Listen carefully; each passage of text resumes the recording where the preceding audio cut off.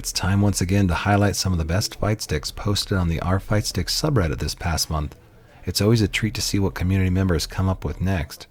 I also conduct a few polls on this channel, and the results of over 1,200 votes from viewers were a bit surprising on this particular one. Make a prediction and stay tuned for the results, but let's get right into my unordered standout picks for June.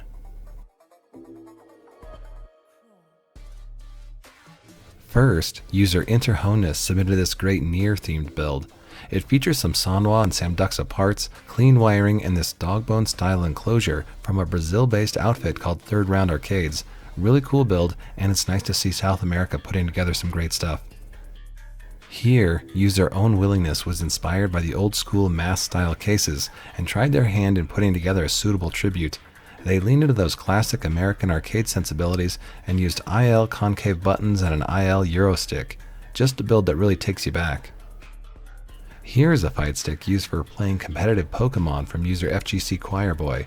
Even though the gameplay is basic menu navigation, presenting their favorite character in a great for the dub case surely turns a few heads on the Pokemon scene. Really fun crossover.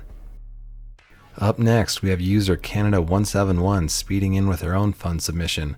It's a BMW themed stick complete with a shifter bullet top on the joystick. This is just a great example of how changing only a few things can alter the whole vibe of a stock stick. Excellent theme. Now, speaking of great themes, we've got this spectacular build from user Lithocut. They made the whole thing themselves using a 3mm acrylic top and 1.5mm galvanized steel subplate along with 3D printed sidewalls. The Ibuki gas station crossover art is hilarious, just an awesome job all around. This is a Hot 42 S16 like you've never seen. User Burrs made use of a CNC machine and some oak to house the tiny controller. The wooden housing gives it a completely different vibe, and I doubt many would guess that it was originally a cutting board. Great outside the box thinking to get a unique S16. And here's a Nacon from Richard Thomas. They've swapped the ball top to something more textured and replaced the art and button caps with some great nods to the Venture Brothers. Fun show and fun stick. Now user Sneaky Spec put together some interesting keyboard style controllers.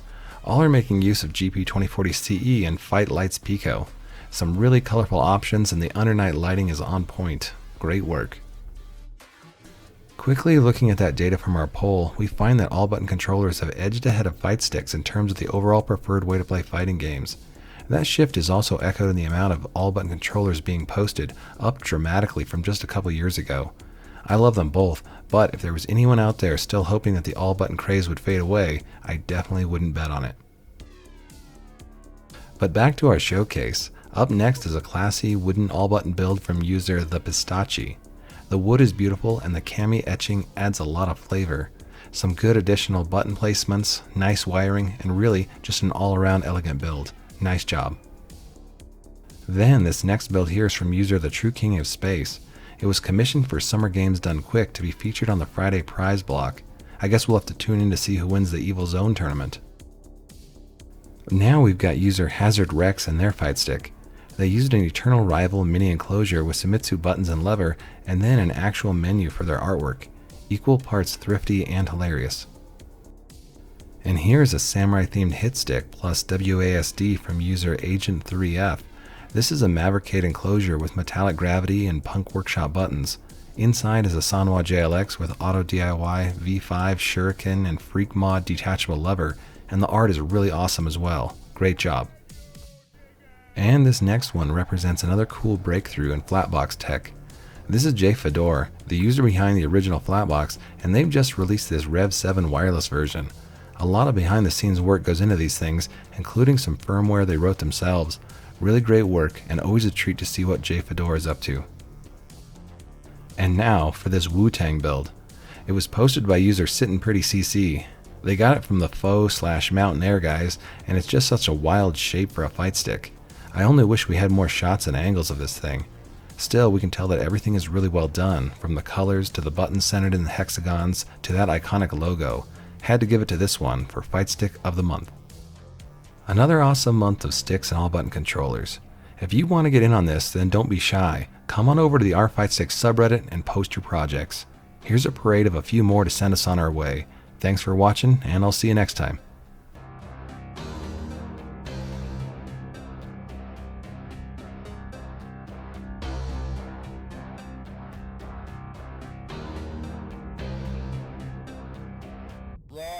from your grave.